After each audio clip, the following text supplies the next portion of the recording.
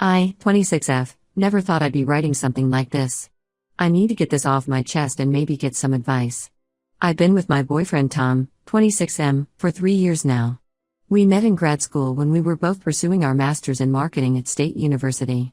The program was intense and competitive, with only 30 students in our batch. Tom was the quiet guy who always sat in the back of the class, and I was the overachiever who answered to every question. I still remember how we got together. We were paired up for a group project in our digital marketing class. I was annoyed at first because Tom had a reputation for being a slacker.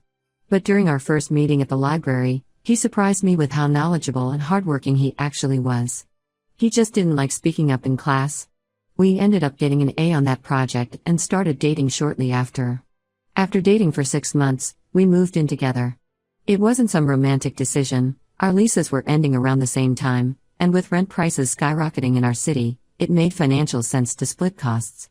We found a decent 1-bedroom apartment in a quiet neighborhood, about 20 minutes from both our workplaces. Things were great between us for the first 2.5 years. We had similar goals, wanted the same things in life, and our relationship was built on trust and communication. At least that's what I thought. We both came from traditional families who valued marriage and kids. His parents, especially his mom Tessa, were very involved in our lives. They lived just 15 minutes away and would invite us over for dinner every Sunday without fail. From the start, Tom and I had agreed that we wanted to be financially stable before taking any major life steps like marriage or kids. We both had substantial student loans to pay off. Mine was around $45,000 and his was closer to $60,000. While we weren't struggling anymore and could afford small luxuries occasionally, we weren't exactly swimming in money either. Our work setup was pretty good. Tom works from home as a digital marketing specialist for a tech company, while I go to the office 3 days a week for my job in brand management at a local firm. We had a good system going. I handled breakfast since I was up early anyway, and he took care of dinner on the days I worked late. We split all other chores 50-50. His mom Tessa would often drop by unannounced with homemade meals or groceries, saying she was in the neighborhood. Looking back, I should have seen how she was trying to insert herself more and more into our lives. Everything changed about 2 months ago. Tom started acting weird about using protection during intimacy. Now, I've been on birth control pills for years, the same brand that's worked well for me without any side effects. But we always used condoms as extra protection because neither of us wanted to risk an accidental pregnancy. He started making excuses about how they reduced sensation or how we didn't really need them since I was on the pill. When I insisted, he would get moody and sometimes even refuse intimacy altogether. Then came the increasing comments from his family. During Sunday dinners, Tessa kept bringing up babies. It started subtly. She would mention how her friend's daughter just had a baby and how fulfilling it was to be a grandmother. Then she started showing us the nursery she was thinking of setting up in their spare room. She even bought a crib during a too good to pass up sale. At the time, I thought it was strange but brushed it off as typical eager mother-in-law behavior. Last week, I couldn't find my birth control pills in the medicine cabinet. I turned the bathroom upside down looking for them but couldn't find them anywhere. When I asked Tom about it, he just shrugged and said maybe I misplaced them. I could have sworn I had at least 2 weeks' worth of pills left, but I started doubting myself. I went to the pharmacy and bought a new pack, keeping it in my work bag just to be safe. Yesterday, I came home early from work because I had a migraine. When I opened our bedroom door, I found Tom going through my work bag. At first, he tried to play it off like he was looking for some documents I had brought home from work. But when I noticed my new birth control pack in his hand, everything clicked. I confronted him right there, and he broke down and admitted everything. He had been throwing away my birth control pills because he and his mom had decided it was time for a baby. Apparently, they had been planning this for months. Tessa had been pressuring him about grandchildren, saying how all her friends were already grandmothers and how she was getting left out of their grandma club activities. The worst part? Tom had told his entire family, his parents, his sister, even his aunts and uncles, that we were actively trying for a baby. He asked them to keep it quiet because I supposedly wanted it to be a surprise announcement. That explained all the knowing looks and baby comments from his relatives. They thought I was in on it. I felt physically sick. This man who I trusted completely, who I shared my life with for 3 years, had been trying to force a pregnancy on me without my consent. He had involved his entire family in this scheme, making me look like I was the one who wanted a baby. I couldn't even look at him. I packed a bag with essentials and went to stay with my best friend Amy. I haven't told my parents yet because I know they'll be devastated. They really liked Tom. My dad would often invite him over to watch sports, and my mom was already calling him her son. They're traditional too and will probably blame themselves for not seeing through him. Tessa has been blowing up my phone with messages about how I'm overreacting and that she was just trying to help us start our family.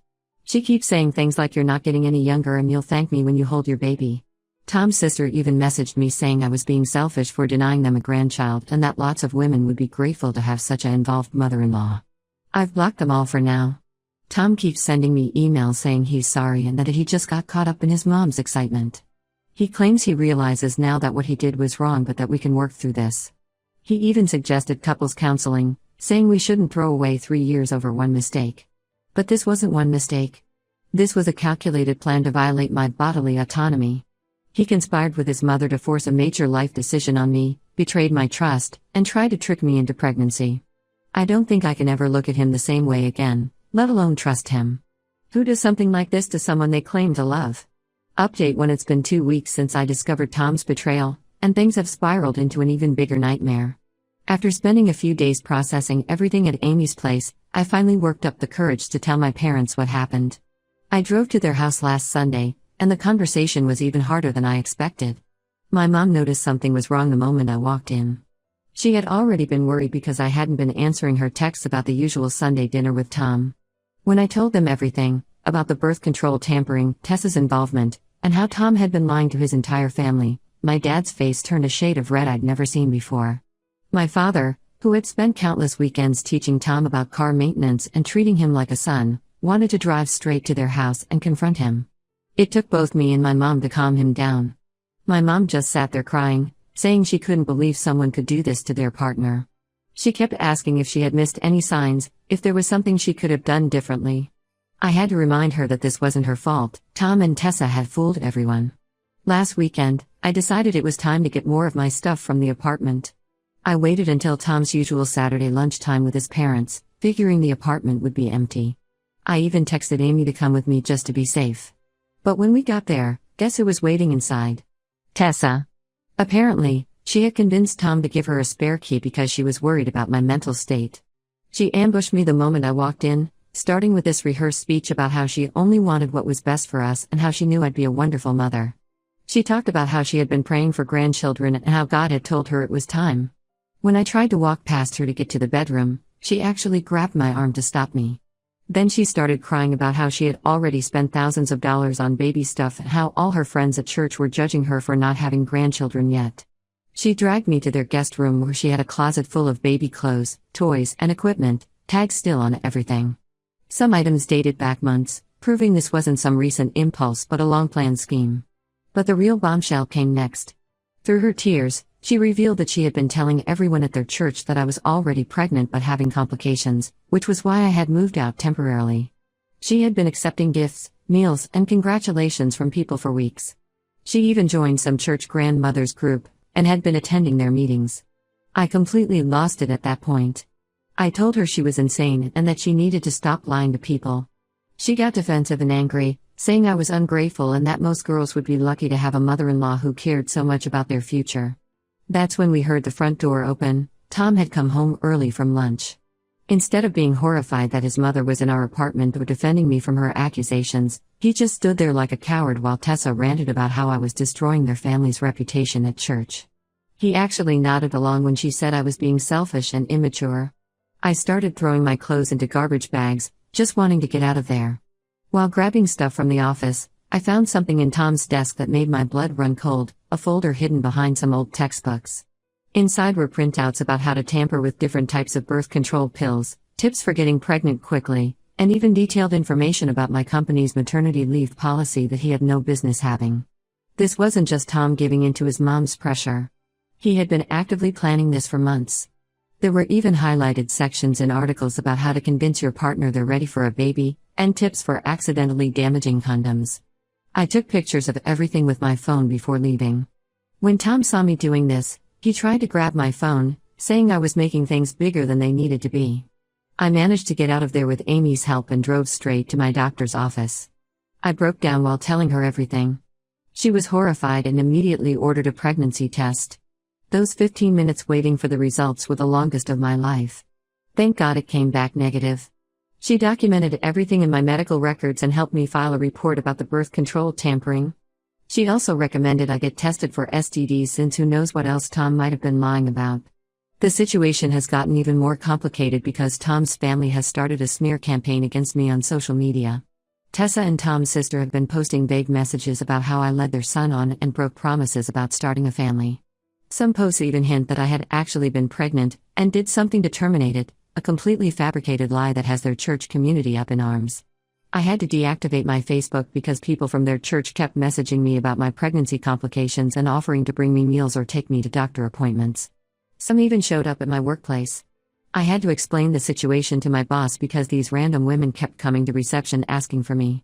Amy is letting me stay with her until I find my own place, but I'm struggling to focus on apartment hunting with all this chaos. Tom keeps sending emails about how we can work this out, that he'll go to therapy, that he'll set boundaries with his mom. But how can I ever trust someone who is willing to violate my body and my trust in such a fundamental way?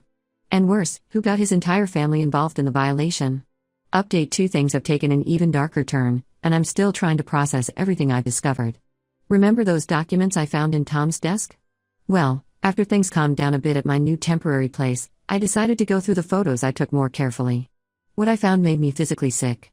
Mixed in with all the pregnancy and birth control tampering information were printouts of my personal emails and text messages, conversations with my friends, my mom, even my doctor. There were screenshots of my calendar, my period tracking app, and even my Amazon purchase history. Tom had been monitoring every aspect of my life for months. I called my friend Mike, who works in IT security, and he came over to check my devices. He found spyware on both my phone and laptop.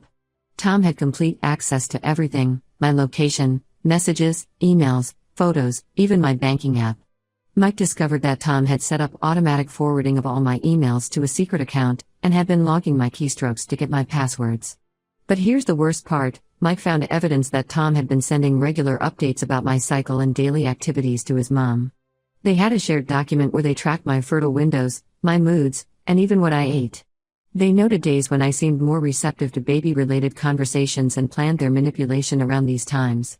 While all this was happening, I got an unexpected message from Jane, Tom's sister. She wanted to meet privately at a coffee shop across town, saying she had important information for me. I was hesitant at first, given how she had been part of the social media attacks against me, but something in her message seemed genuine. When we met, Jane broke down crying. She confessed that Tessa had done this before, 5 years ago, to Tom's brother's wife, Lisa. I vaguely remembered Tom mentioning he had a brother who was divorced, but he always changed the subject when I asked for details. According to Jane, Tessa and her older son David had done the exact same thing to Lisa, tampering with birth control, tracking her cycles, involving the church community in their pressure campaign. Lisa discovered what was happening when she found similar tracking documents on David's computer. When she tried to expose them, the family painted her as mentally unstable. They spread rumors that she was having a nervous breakdown and needed help.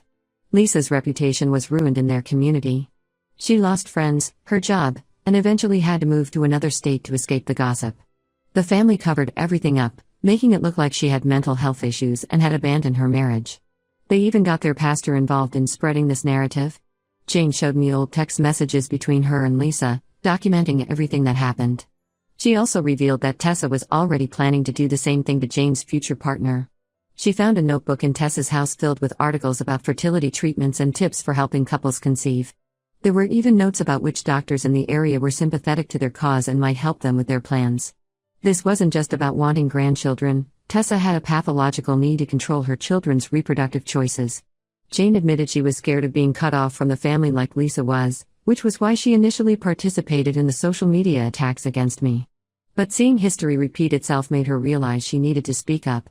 I hired a lawyer the next day. When I showed him everything, the spyware evidence, the tracking documents, Jane's testimony about Lisa, and the birth control tampering, he said we had a strong case for harassment and reproductive coercion. He's helping me file for a restraining order against both Tom and Tessa. The lawyer also advised me to document everything the family posts online about me, especially the false pregnancy rumors. He says we might have a case for defamation, given how their lies have impacted my professional life. Several clients at my company heard the rumors and raised concerns about working with me. Jane has agreed to testify if needed, though she's terrified of her family's reaction. She showed me recent messages where Tessa was already starting to question her loyalty because she hadn't been posting enough support for Tom online.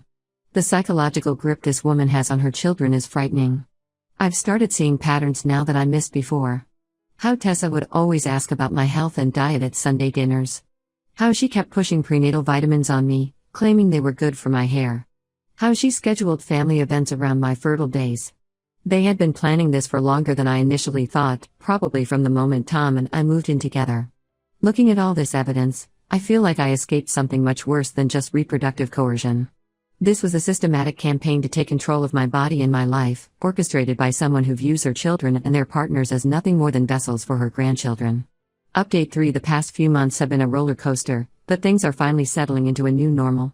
The restraining order was approved last week after 2 court appearances. Tom and Tessa can't come within 500 feet of me, my workplace, or my new apartment. They also can't contact me through any means, including social media or through other people. My lawyer also sent them a cease and desist letter about the lies they've been spreading. We included screenshots of their social media posts and messages from church members, showing how their false pregnancy stories had impacted my life. The threat of legal action finally made them stop their smear campaign. The truth about what happened to Lisa, Tom's former sister-in-law, came out when Jane finally spoke up at church. She told everyone how Tessa and Tom had tried to force me into pregnancy, just like Tessa and David had done to Lisa years ago.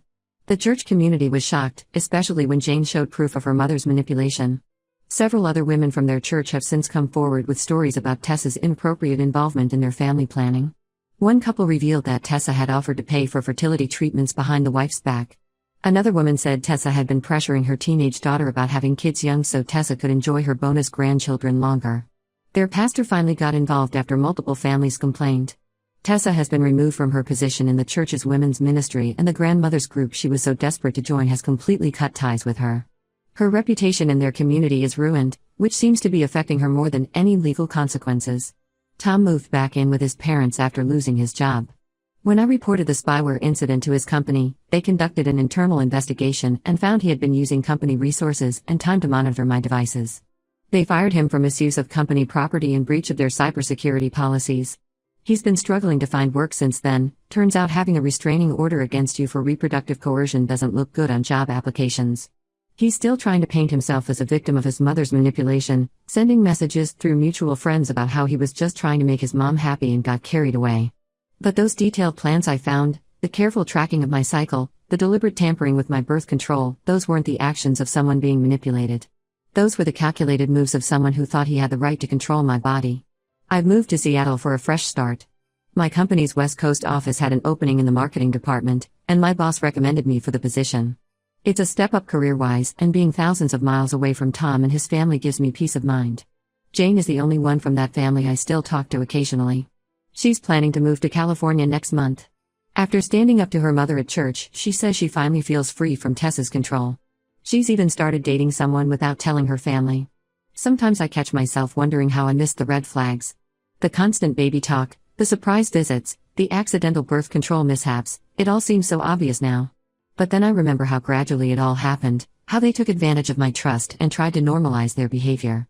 The hardest part has been rebuilding my sense of security. I still check my phone and laptop regularly for spyware, and I'm extremely private about my personal information now. But I'm healing. I'm focusing on my career, making new friends in Seattle, and learning to trust my instincts again. The experience taught me that sometimes the people who claim to love you the most are capable of the worst betrayals. I'm just grateful I found out before I actually got pregnant or married into that family. Some people ask if I'll ever date again. Right now, I'm focused on rebuilding my life, and that's enough for me.